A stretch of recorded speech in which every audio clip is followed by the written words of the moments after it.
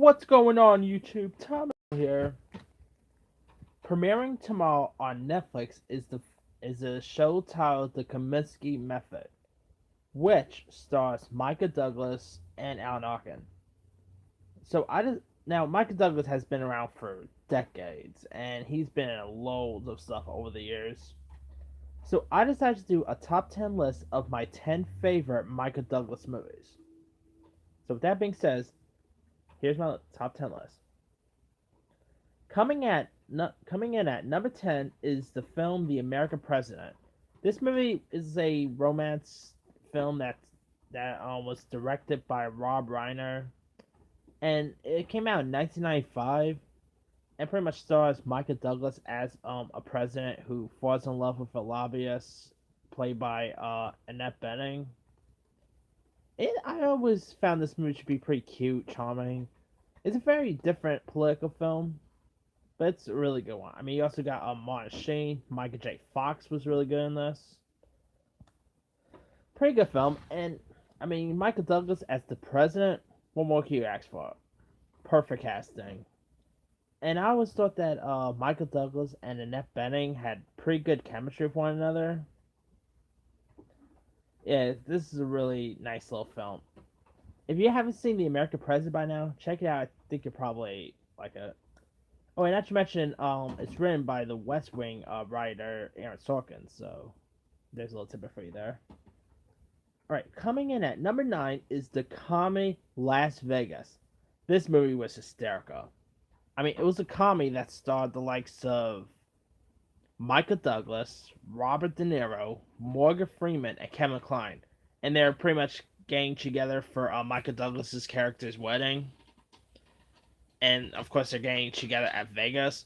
I guess you could say this is like the Hangover for old folks, if you want to look at it that way. It's really funny. It's from the same director who recently put out The Meg, and he also did National Treasure, a few other stuff. Las Vegas is a hysterical comedy. I mean, it also has a cameo by a music group LMFAO. Pretty cool cameo. You even have a Mary Steenburgen. It's always a joy to see Mary Steenburgen in anything. And I always dug the chemistry between Kline, Douglas, Freeman, and De Niro. You know, when you think of Robert De Niro and Michael Douglas in something, you don't think of a comedy. You'll probably think of something serious or something like that.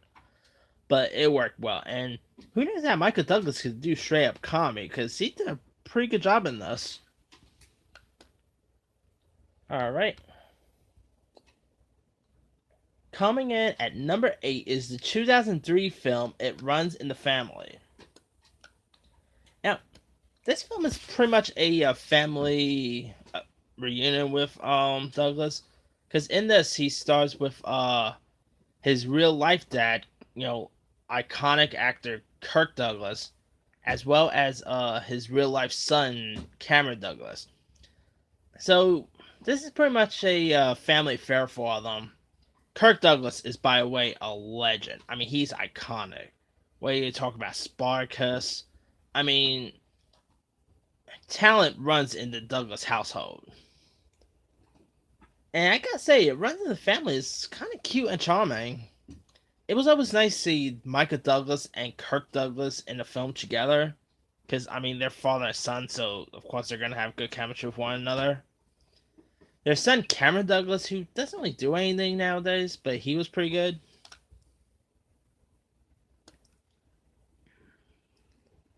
Yeah, I mean, and Michael Douglas's real life mom, Diana Douglas, was also in this. It's pretty much a family affair for the Douglas family. And it's kind of good. I mean, it has a 29% on Rotten Tomatoes. I don't know why that, but it's a really good little film. Coming in at number 7 will be the film Falling Down. Now, this film was released in 1993, and it was directed by Joe Schumacher and starred the likes of Douglas as well as Robert Duvall, Barbara Hershey. And I believe Douglas scored a acting nomination for this, if I'm not mistaken. It's really good. It's pretty intense at times. I mean, it's I guess you could say it's like a dark comedy, really. Like, here's what it's about. It's about a middle-aged man dealing with both unemployment and divorce, and he's also having a bad day. But one day, his when his car breaks down on a Los Angeles highway, he leaves his vehicle and begins a trek across the state to attend his daughter's birthday party. As he makes his way through the urban landscape, he's also frustrated and bitterness become more evident, resulting in violent encounters with various people, including a vengeful gang and a veteran cop. The cop is played by Robert Duvall. He was amazing. This is a really good film. I mean, Micah Douglas gave a really good performance here. Schumacher did a good job at directing. The script was good. I mean, it's a really good little film. If you guys haven't seen Falling Down yet, give it a go. You'll probably like it.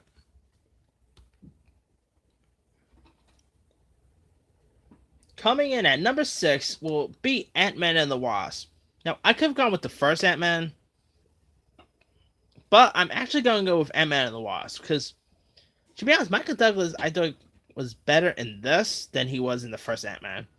He Don't get me wrong, he was good in Ant-Man, and I really dug how they de-aged him in the beginning of the first Ant-Man. But I simply thought he gave a better performance in the sequel than he did in the first film. Because here he's of course trying to look for his wife, and he also actually puts on the suit, which I thought Michael Douglas in that suit looked awesome. Of course, you got Michelle Pfeiffer in this. Yeah, and to be honest, I kind of like the Ant-Man and the Wasp slightly more than the first Ant-Man. To be honest, yeah. Don't get me wrong, I love that first Ant-Man, but to me, Ant-Man and the Wasp was slightly better. And I mean, Michael Douglas, back as Louise was amazing. And R.I.P. Stan Lee. I loved Stan Lee's cameo in this. Lots of people criticize his cameo, but I kind of dug his cameo this one. Again, I always dug Stan Lee's cameos. But anyway, yeah, Ant-Man and the Wasp is just awesome. And I kind of hope Marvel will decide to do a third one. But I don't know if that will ever happen. We'll see. Because I would love to see Michael Douglas back as Hank Pym, whether it be another Ant-Man or maybe Avengers 4. Who knows? He could pop up in Avengers 4. We don't know. But yeah, Ant-Man and the Wasp is awesome. I mean, I saw it twice in theaters, and it's fun the second time. Alright, coming in at number 5 will be the film Don't Say a Word.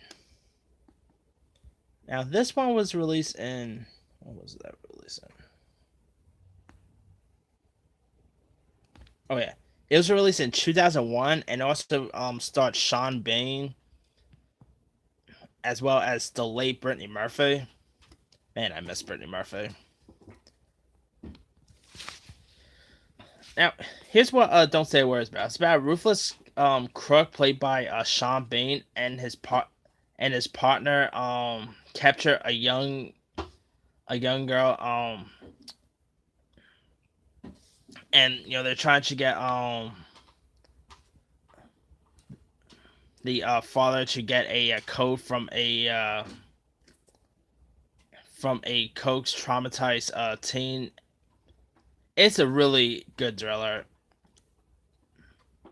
Sadly, the one who played the Michael Douglas's daughter in this, the actress' name is Sky McCole Burrowskas. Sadly, she passed away at a young age. Pretty sad, but yeah, I mean, and I miss Brittany Murphy also. I thought Brittany Murphy gave probably one of her best performances in this movie. This is a really good film. I mean, Michael Douglas I thought was amazing. It was a really good suspenseful film. Such a good movie.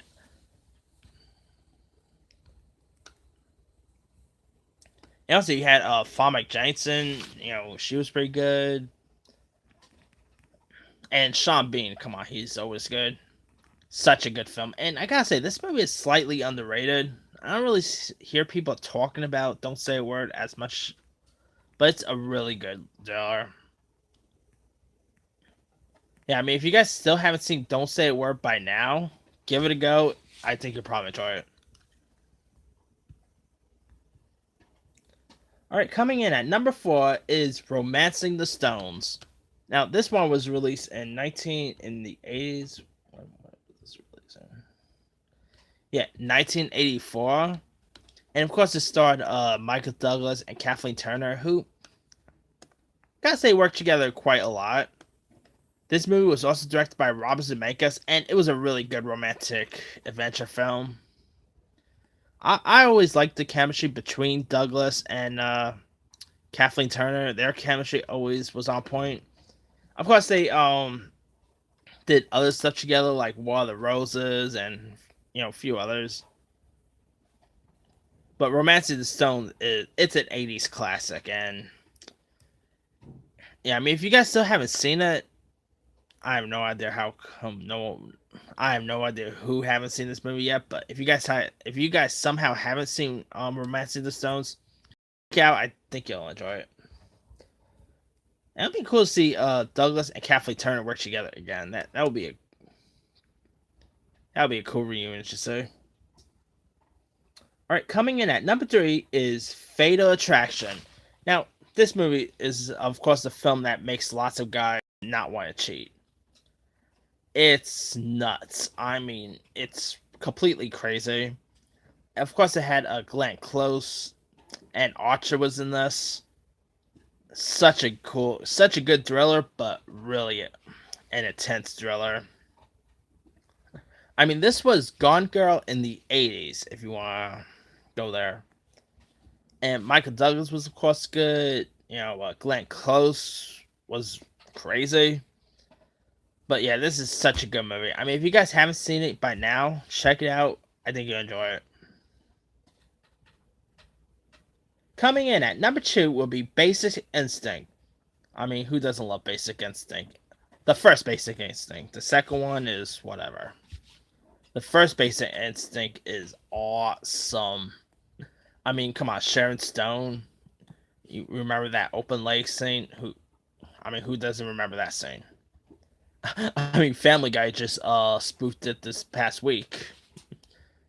Basic Instinct is it's a classic thriller.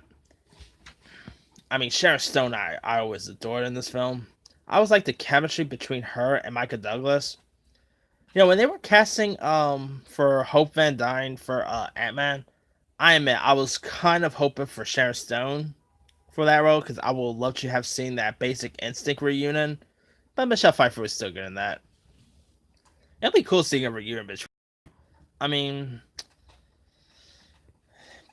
I always dug their chemistry in this movie, and Basic Instinct is a really good thriller.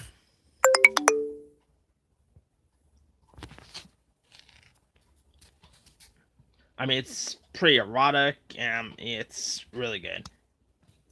And it got released in 1992, and I think it's a movie that still holds up today. The first one could, whatever. I mean the sequel. I meant to say the first one's good. The sequel I meant to say, don't waste your time on the sequel. The sequel's not that good. Anyway, moving on to my number 1 favorite Michael Douglas movie. It's a no shocker. My number 1 favorite is Wall Street. The sequel is not all that good, but Wall Street, the first one, such a good film. Wall Street was released in 1987, and also had the likes of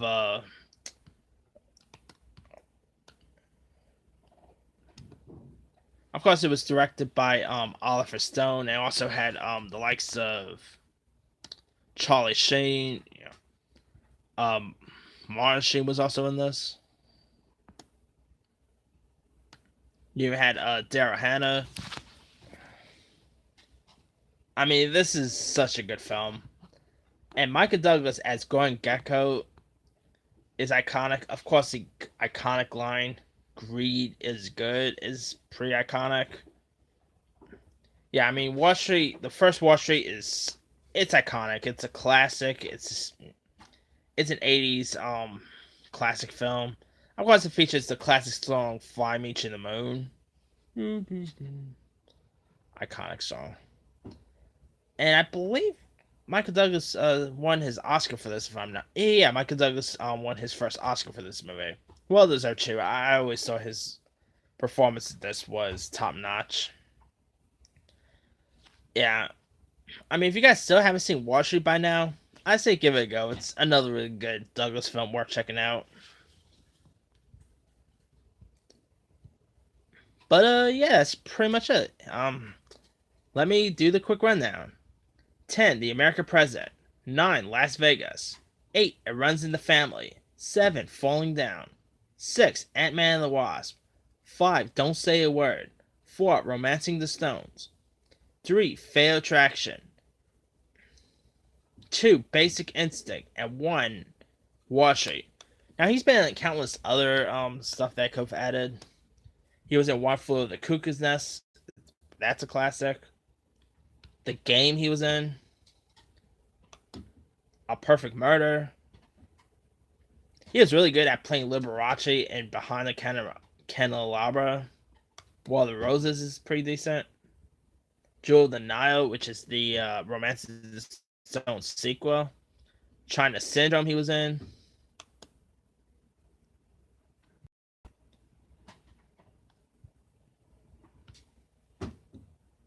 The Star Chamber. I recently rewatched that on Cinemax. He was really good in that.